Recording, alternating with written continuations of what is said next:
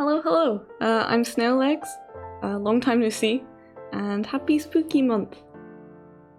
Hey, I'm a creature now. Ha ha ha, scary. Anyway, today I'm gonna be working on this lovely bit of Osea. I'm in like the colouring stage, if you couldn't tell. And yeah, we're gonna talk a bit about writing and perfectionism and fear and learning and stuff like that, so I hope you enjoy. But yeah, writing. If you know me, you know I make comics. I write them and I draw them, but up till recently I absolutely hated the writing process. But yeah, I finally started to reach a point where writing isn't so scary anymore, and I'm actually enjoying it, so I figured I would talk about it. So, Part 1, Perfectionism, the enemy of good art. I wanted to talk about perfectionism because it definitely played into the relationship I've had with writing, and I think it's something a lot of people struggle with. So, perfectionism. It is the feeling of walking on eggshells. It's an unhealthy tension between your art, or your writing, in my case, and the idea of it, the abstract potential that your art has, if that makes sense. What could have been versus what is. It can make you feel very afraid to create anything at all if you let it have its way with you. So it's not a good thing. It's not good.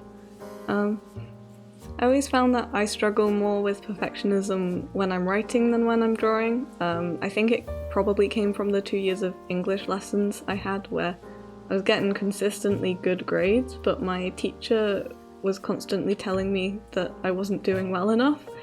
So I internalized that message to mean I'm not good enough, I'm terrible at writing, I should just give up. That's what I got from that lesson. And it's a wrong message, that's not true. You shouldn't give up, you're perfectly good as you are.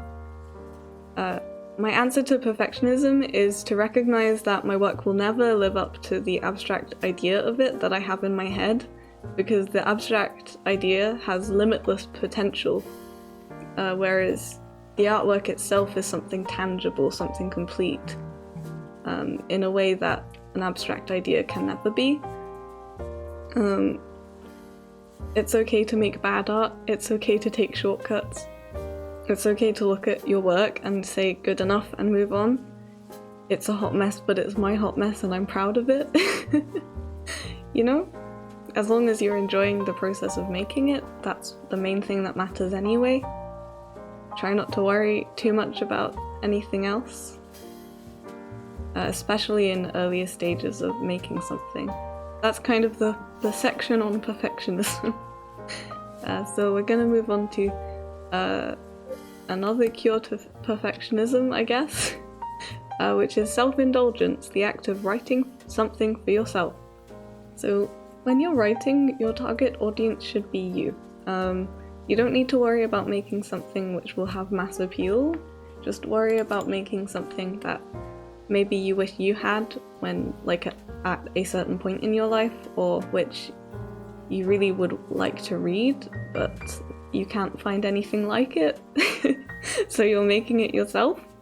What I'm saying is make something self-indulgent and make something you'll enjoy making, because when you enjoy the process of making something, it tends to shine through into the final work, and like people will be able to tell, kind of. So it's very important. Be earnest when you make stuff. It feels very difficult to open up and be earnest, but like it will make everything so much better, I promise.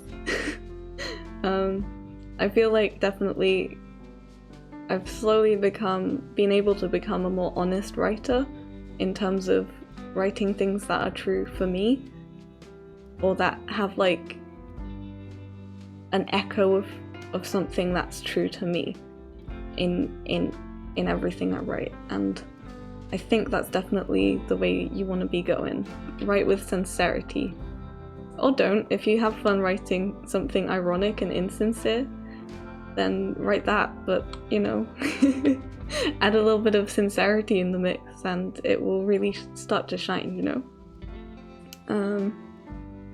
Yeah, especially with comic writing, you're the only person, or you're one of very few people that's gonna have to even look at your scripts and understand them, so you really don't have to worry about formatting too much or writing like purple prose to describe locations and stuff, because you can rely on your artwork to describe things. All you have to do is tell. You don't have to show anything in the script, really. You need to show with the art and tell with the words. I'll show you my scripts here, maybe, and you'll see that my writing style is incredibly blunt, because I can rely on my art to do the majority of the describing for me. It doesn't really matter that much. For me, at least, scripts are more of a utility than anything else. They help me set up my pacing, story structure, dialogue, action, before I even like put stylus to tablet to draw.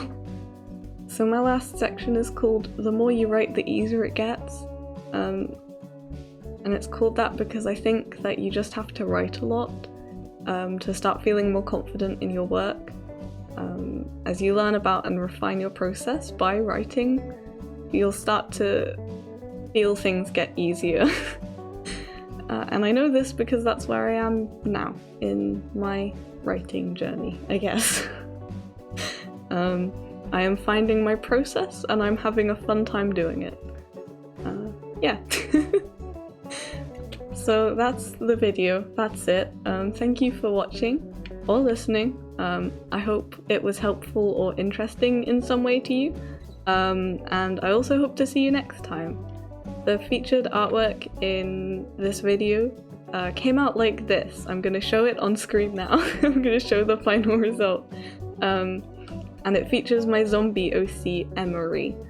And like just a whole bunch of sunflowers. I always say, oh, I hate drawing flowers, and then I draw stuff like this and I'm like, okay. I feel like that's maybe not an entirely true statement.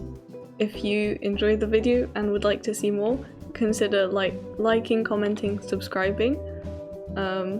Any of them, all of them, whatever you feel like. I also have a webcomic if you'd like to read that. There'll be links in the description. And recently I did 24-hour comic day, which was the most fun I think I've ever had writing anything ever. So there'll be links to that in the description as well. Bye bye, see you next time.